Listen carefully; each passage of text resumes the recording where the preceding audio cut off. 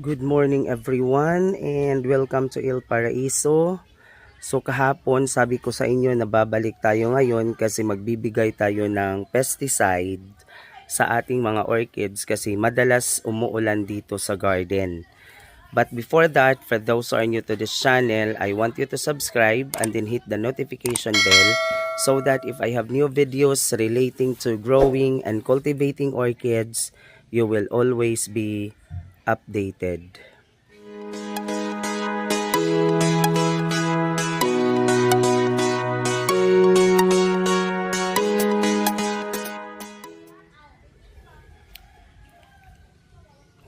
So, ito yung ginamit natin kanina sa bigay ng pesticide sa ating mga orchids dito sa garden. Orchids and ornamentals, no? Kasi lahat ng andito sa garden, lahat ng dahon ay nilagyan ko ng, no, I sprayed pesticide kanina para yung mga peste na nag-cause ng pagkasira ng dahon, ng ugat, ng bulaklak ng aking mga orchids, maagapan natin sila. So this is Welchim Malathion insecticide 57 EC. Sabi nung tindera doon sa agricultural supply na binilhan ko, maganda raw ito kasi talagang para sa mga gulay at orchids ito. This is a green label, no? Green label daw siya.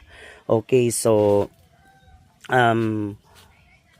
it has been, no, almost 2 hours na talagang spray ako ng pesticide dito sa garden, and then after that, doon sa ibabaw tinanggal ko yung mga patay na dahon doon sa screen. Yun ang sabi ko sa inyo kahapon kasi hindi natin siya nalinisan dahil masyadong malakas ang ulan. So this time tapos na nating binigyan ng pesticide or insecticide ang ating mga orchid. So dito tayo banda sa aking mga waling-waling, no?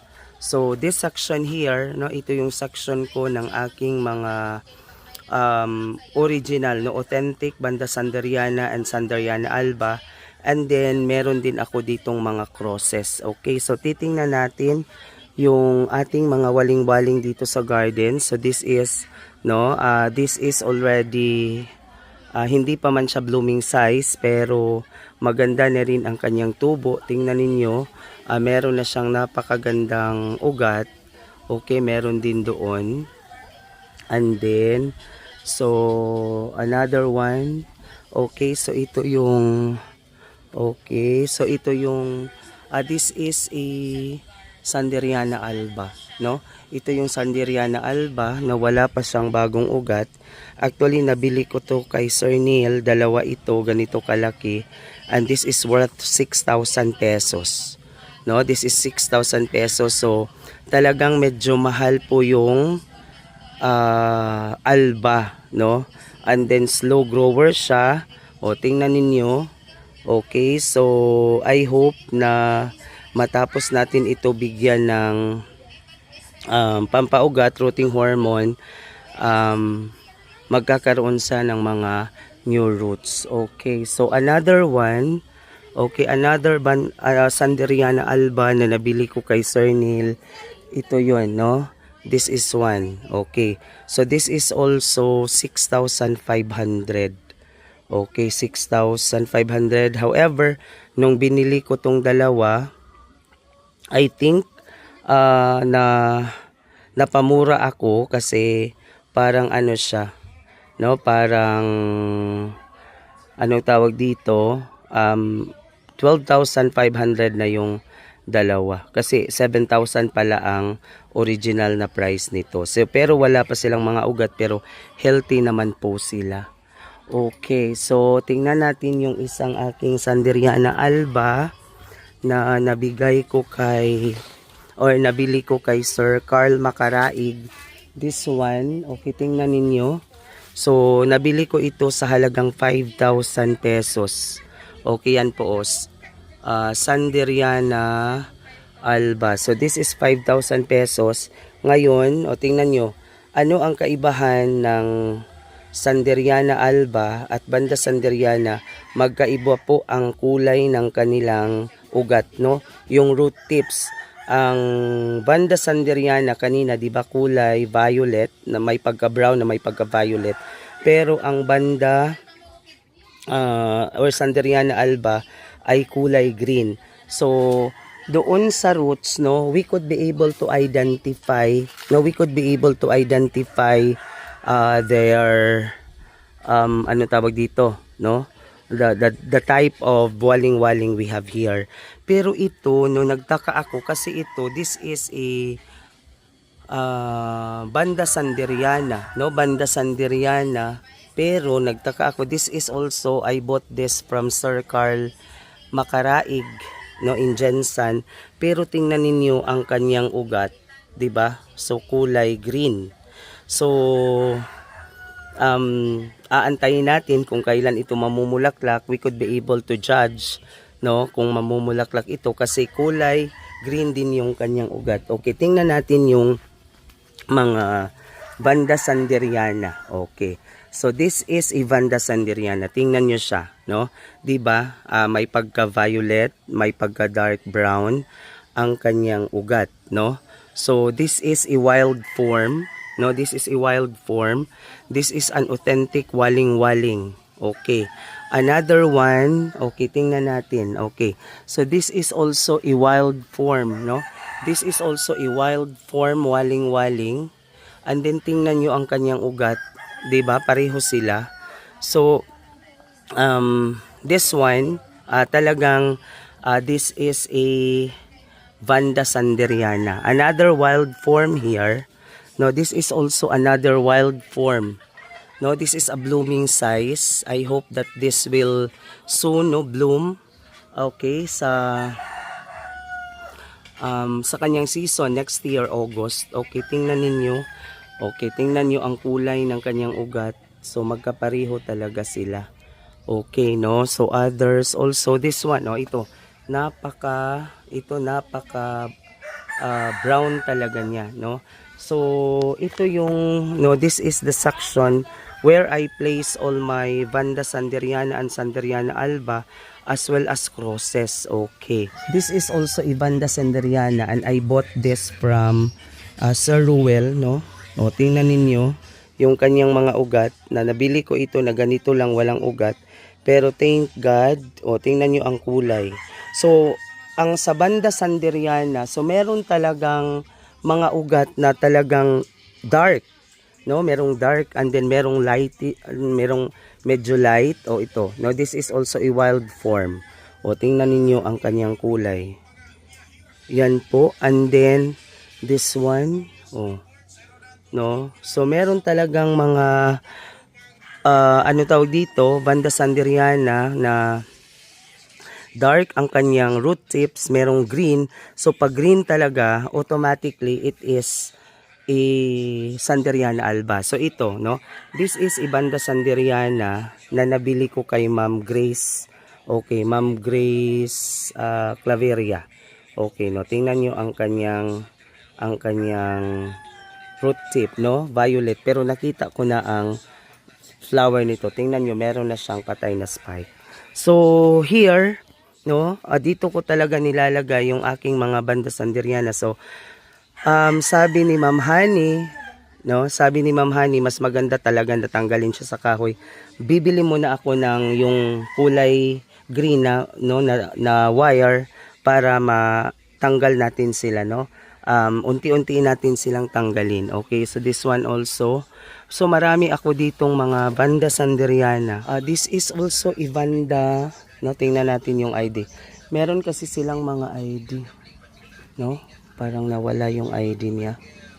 Pero this is a Banda Sanderiana. Tingnan nyo yung root tip niya, nyo. Brown din. Ito, pagbili ko walang ID pero meron na siyang mga healthy roots. So, thank God, no, nag-survive din siya. Okay, so ito, this is MFB 149. Meron akong nabili na Lusonica, no? Meron akong nabili na Lusonica pero I could not be able to identify now kasi No, this is MFB 149. Meron din ako doon sa kabila, no?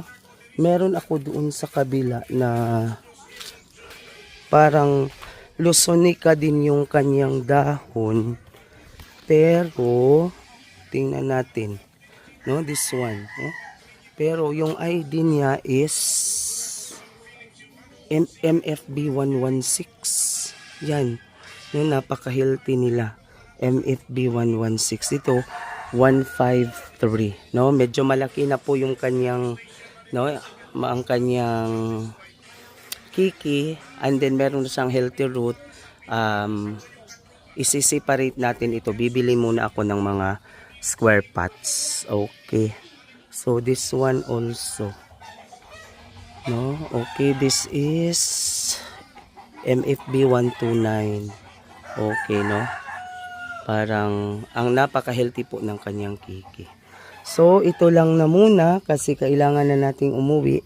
No, I have to muna pupunta ako sa parlor kasi titingnan niyo yung aking mga kuko, ang lalaki na. So ito lang na muna ngayon.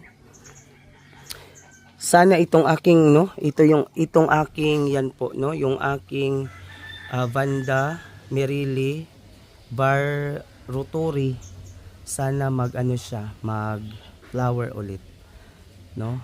Masipag siyang mag-flower. Actually, meron din akong native dito na lusonica.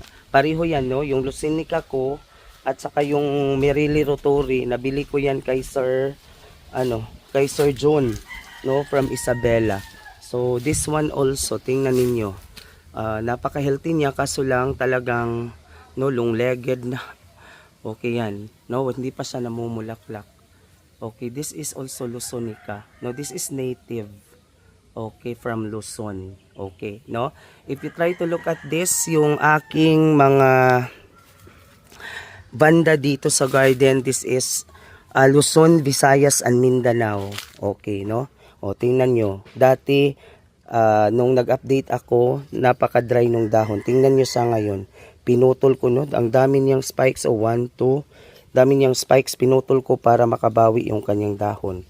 At saka napaka-healthy po ng kanyang mga roots. So, this is Roy Simato. Okay, no? Sabi ko sa inyo, this is from Luzon, Visayas, Mindanao. Meron din akong nag-iisang from Indonesia, yung Limbata, na nabili ko kay Sir John. Okay, so Vanda Lusonica is from Luzon. Vanda Merili is from Visayas. And Vanda Sanderiana is from Mindanao. No? So, this is complete. Oh, this is a very short update. 20-minute update. Okay, so this is my garden. This is after I provide them an insecticide. Okay, no? So, next month, mag-i-insecticide na naman tayo next month. And then, yun, no? Yun ang way ko dito sa garden. O, tingnan nyo yung isa doon.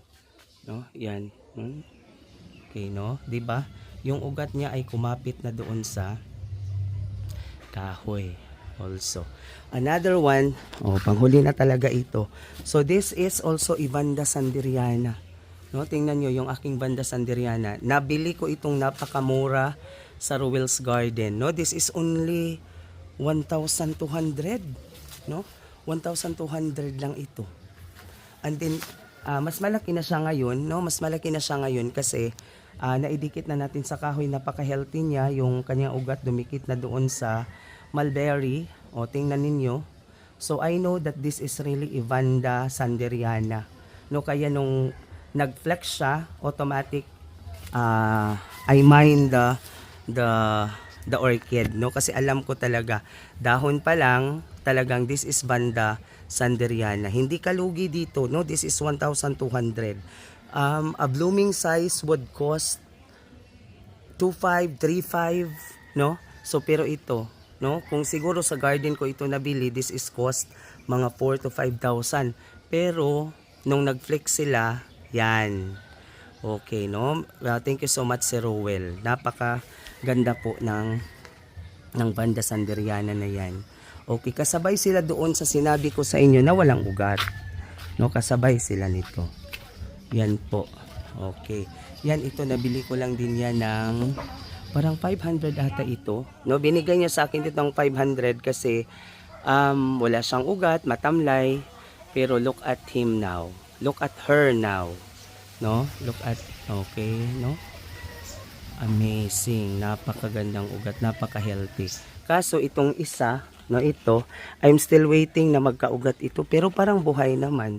No? Parang buhay naman siya. Okay, tingnan natin. Okay, no? Healthy naman po yung kanyang, no? Tingnan niyo yung kanyang ano. Yan, no? Healthy naman po siya doon. Kaso nga lang wala pang ugat na lumitaw. No, we have to wait. Buhay naman po ang puno, no? Buhay naman po yung puno. So magkakaugat lang din 'yan. Okay, time will come. So maraming salamat sa panunood. Hanggang sa muli. Advance Merry Christmas and a Happy New Year.